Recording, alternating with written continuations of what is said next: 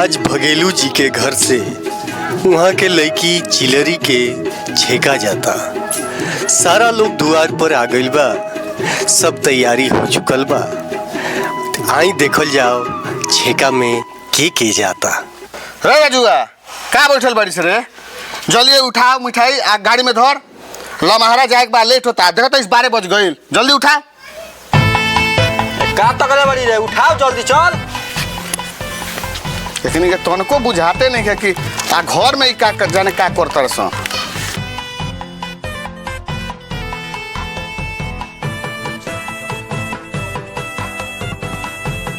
क्या बोल चलो गाड़ी में बैठल हो। आ पंडित जी कहाँ बनी?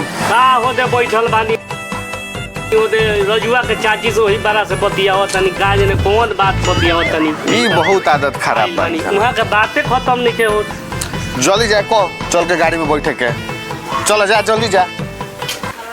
करे साला टेम्पू से जइबे या कि मोटरसाइकिल से जइबे? मोटरसाइकिलवा से तो उहे जाई हां।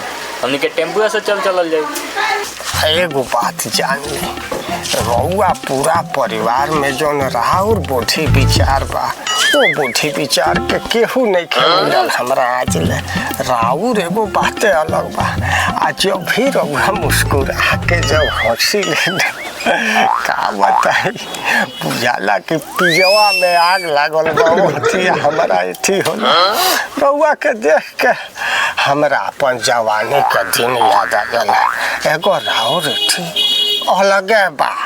का बताई रउआ से, राउर हमरा हर चीज है इतना भावेला न कि ओकर जवाबे नहीं खे। मार मुदई के रे। अब हमने के उम्र बा, ई सब अच्छा लगेला हैं? रौरे बताई लइका फके हो गइला सन। अरे राजू के चाची कहा बात करत तानी, मन थोड़े बुढ़ाला शरीर बुढ़ाला, मन तो हमेशा जवाने बा। बाग रौरो का बतियाई में। हे पंडित जी सारा लोग जाता है, तैयारी हो गई बा। ओदी चचो खिसियात तनी आ वहां के बैठ के गईनी। चली रहुआ। अरे तो वो कैसे गइला हन? बाइक से गईला हां। अच्छा मोटरसाइकिलिया से? हाँ। अच्छा तो इहो के अगुआ तो उहे कनो बानी। अगुआ वो जाके यहाँ के बानी तो इहो के तो चलबे करब। तो वो तैयार हो जाई, तैयार तो बोले बानी। चली टेम्पू में सीट धइल जाओ। चाची ना जइहन, घर के मेहरारू केहू ना जाई। चुप सारे के का लबर लबर बोलता रे ते जानता रे तो जइहे कि ना जइहे? बुझता नहीं बुढ़ऊ तू कौना फेर में बाड़ा तू? का बुझता रे ते का बुझता रे? ते घर का मालिक है का? हाय ते घर का मालिक है ना पंडित जी रहुआ सही कहता नहीं ना जो तो चुप। चाची हो जाए। चली चाची रहुआ चली। बाबू भगेलू जी से हमरा बात भई रही इहे के ओमे के अगुआ बानी, वही जाई है के नैहर भी है। अब तू बतावा ई कहता कि ना जाई है तो ई बतावा यहाँ के ना जाए तो ओजा के अगुआ इहे के बानी तो के संभारी? भाई साला का बात बाबे? चलेगा लेट चले बहुत टाइम हो गया। चलेगा हम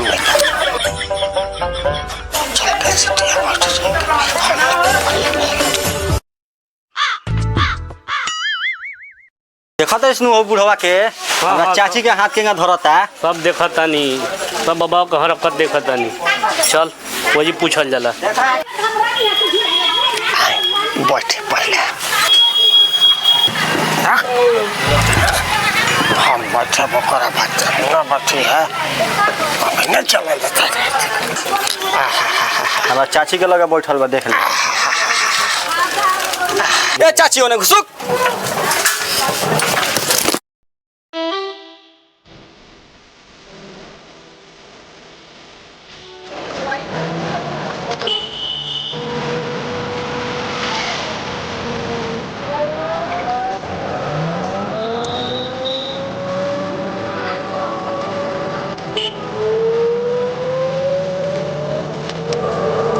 पंडित जी क्या करने रहे? देखा था इन लड़के फके 1200। घुसुक चाची। आप पहले पंडित दवाई पर रुक तो। जा पंडित जी के तो पोता फूट गई। पंडित जी गईनी की बानी। ए पंडित जी अरे अरे बाबू बुझाइल है कि बाबू परान मुँह में आ गए। हाय सरवा के चक्कर में मारे सारा थूक से कि परान निकल जाए भूख से अभी चिन्हत नहीं खा।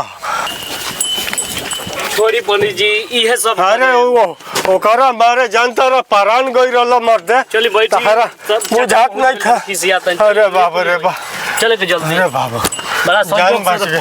संयोग जाने मशीन बाकी नहीं करते काम करत। अब तो आ गई बाबू यहाँ के भेज दो घर में आ मिठाई तो उतरवा दो। ठीक बा बाबा। अब लोग हमार तो हम का बताइए का बताइए बाबू रउआ चल जाइए आगे ना। चलिए हमने के ने बैठा था निशान ये सब मिठाई हदे उतार के धरा सन। ए चल ना घूम के आवल जाओ।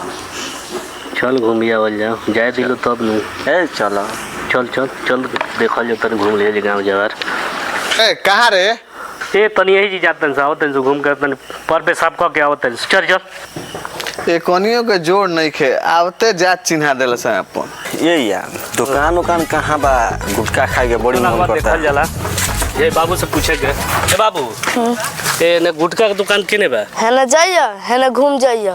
ए जी से दही ने। हाँ है ना। चल बे एक बार चल जा।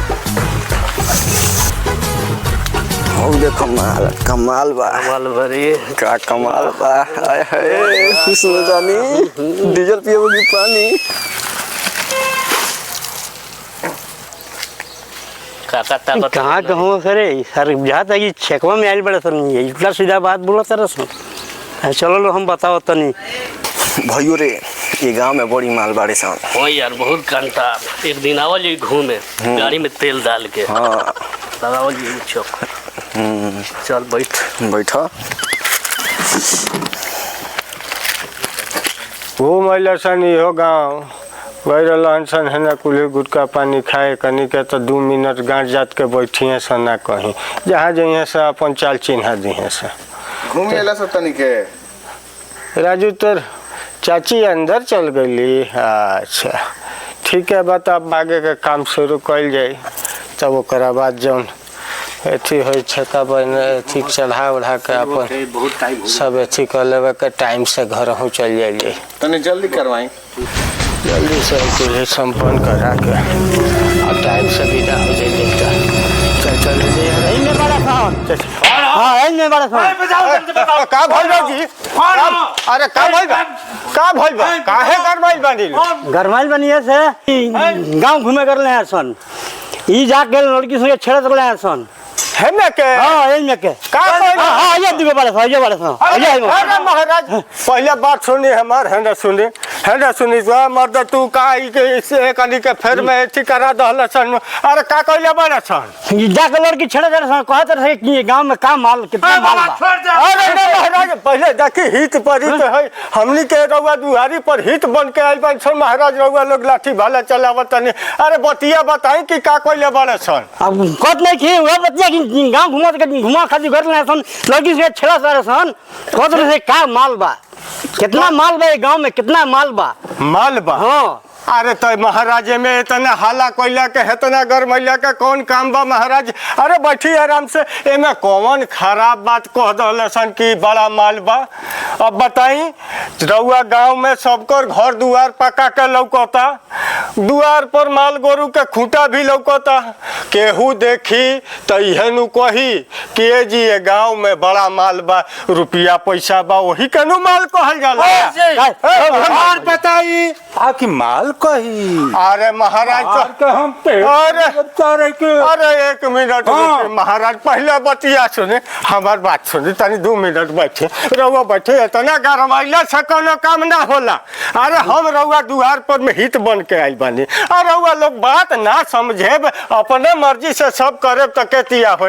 हमारा यहाँ 2 गो चीज के माल कहल जाला। अरे महाराज इतना चिल्लाई के ना गरमाई के महाराज घर के नस फट जाई है इतना गर्मी बुढ़ापा में ठीक ना है। पहले बैठी महाराज बैठ के बात कइल जाला का कइले बड़ा का बैठी हाय देखा हाय बुढ़ापा में ही बात कहत नहीं है यहाँ कहीं कहत नहीं हमने फाट जाई भाई अरे यहाँ के आइल में लड़की की तरफ आज देखी ई बात कहे के हर हुआ अच्छा सुनी हमारा जवार में हमारा यहाँ जौन होला तो हम रउआ के बतैनी है हमारा यहाँ एगो पैसा के दूसरा माल गोरू के दुए चीज के माल कहल जाला रउआ यहाँ अगर तीसर कौंची के माल कहल जाला बता दी तो हम मान लेता नहीं हम कैसे मान ली सुनो भाई हम कैसे का मान करते ली यहाँ के अब तू बताओ। अब तीसर माल यहाँ के सुन तनी पंडित जी हाँ जी बैठ के सुनी ए महाराज बच्ची पहले आकि बैठी ना। बैल के पैसा के तो रोडवा में बैल पैसा बा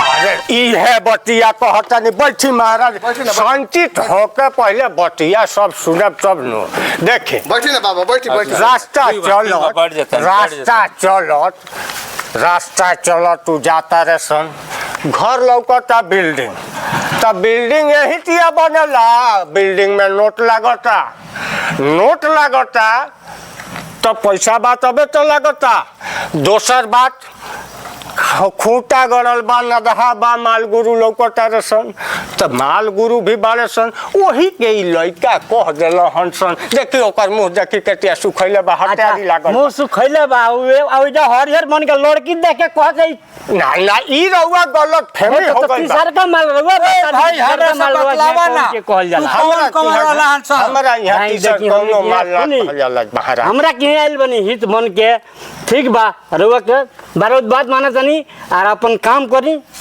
हाँ, सरकार देखी महाराज लेकिन हमारा तीसर माल नहीं था हमारा यहाँ कौनो तीसर माल ना कहल जाला ऐसने संस्कार रहुआ देले बनी लइकन के अरे फिर अब रहुआ दोसर बात घुसावतानी महाराज नहीं, दुइये गो चीज के माल कहल जाला अरे हमनी हित नु बानी सन महाराज अब तो हित ही होता थोड़ा एथी ना करे के इतना देश में रहे चलो ठीक बा कोनो बात नहीं ठीक, बैठी ठीक बा, बैठी बैठी ठीक बा, अब रहुआ समझ गनी हम ठीक, समझ गनी ठीक बा। आ रहुआ जब कहत तनी कि हो तीसर माल तो तीसर माल के रहुआ बता दे रहुआ ई तो रहुआ बताए हम थोड़े जानते हमरा यहाँ आइल बनी हित बन के आइल बनी अपन काम करी आ अपन काम करी पंडित जी का बात न खा बुझा हाँ।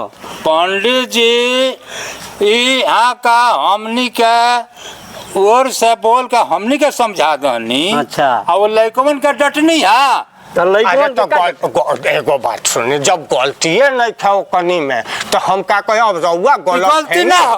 गलत ये फहमी गलती ना हो हे महाराज रहुआ बूढ़ा हो गलती गया ना। इतने संस्कार दिए लइकन के गलत फहमी हो गई बा रहुआ सुने में गबड़ा गई बा दोसर कोनो बात नहीं थे खाली सुने में गबड़ा गई बा वो दोसर में कोनो बातें नहीं थे रहुआ लोग झूठ मूठ के बहवाल बना दहनी है तो ना चाहे जाइन लोग सरकार इहो लोग अपन हमनी के काम धाम करब सन जाब सन अरे रहुआ गांव में आइल बानी अब लाठी चलाब लोग कपार फाड़ब लोग कैसन लागी रहुआ गांव चली कोनो बात नहीं है साहब गांव में आइल बनी हमारे गांव के इज्जत हटे हाँ, अपन हाँ, हाँ। अपन इज्जत संभारी एकरा बाद अपन काम करी जाए ठीक बा जब तीसर मान के रहुआ ये कोनो पता चल जाई नु एकदम और वो बता बढ़िया से समझा दे अरे महाराज गलती है रउआ करते चांद को छोड़ देता निशान कोनो गलती है नहीं ना तो आज एगो लाठी भुइया ना गिरी अरे गलती है नहीं समझा दे हाँ हाँ हाँ अच्छा ठीक ठीक बा तीसर होखबे ना करेला हमरा जवार में सिंह जी केहू तिया को के तई गढ़े से हमनी के पार पैनी सन लेकिन ही बताई सरवा कौन कौन रल रे कौन गई रल ये 2-3 गो रहले हैं सो एकनी के कहीं जाता रे सनु तो बदनाम कर देता रे सो मन तो करता मार के गोलफरे फाड़ ना अबे जाई कुल मत करो मारपीट मत करो अरे अरे एकनी के आदत खराब हो गइल बा अरे ते रले ह आवरी कौन रल रे एगो हौ एगो है बा तनिया करल हसन बाबा हो बाबा आज हरौरा हमरा के बचा लनी तो मार के सरवा गाड़ गोबर कर देले रहता सब अरे तोरा चक्कर में आज हमनी के कितना फजीहत बनी सनी तोरा पता बा लेकिन तोहनी के तो आदत सही बात नहीं है सहू बाबू ना ई नहीं खसना सको बाबा एगो बात कही कौन ना रे ये गांव में बड़ी माल बा मालूम सरवा ई ना मानी अरे चलो चलो मत अरे जाई कुल ए कुल लागे जा कर करे चलते हम अरे, ना मानी जा, कोई करे चलते बदनाम होता है ए कुल दूसरा का द्वार पर आइल बाला ई कुल काम मत कर अरे ई कुल ना करे के बाबू ज्यादा ई कुल अथी कर जगह मारा तर मार के गाड़ फाड़ देम अभी ये मल्ला तो पादो बियाह शादी चलो घर चल चल चल चल आ जा फरवा चलो अरे भाई से कह के तार गांव में की फरवा देते रे बाबू रे जाता जो घर है ए मर्द अब ई करल कोली बियाह कहाँ से तू ई कोली धक ले आवेला मर्द बतावा ई कोली अथी है छछड़न के ले आके बेइज्जत करावेला देखो भगल सन का मजा तहरा लोग के शादी बियाह में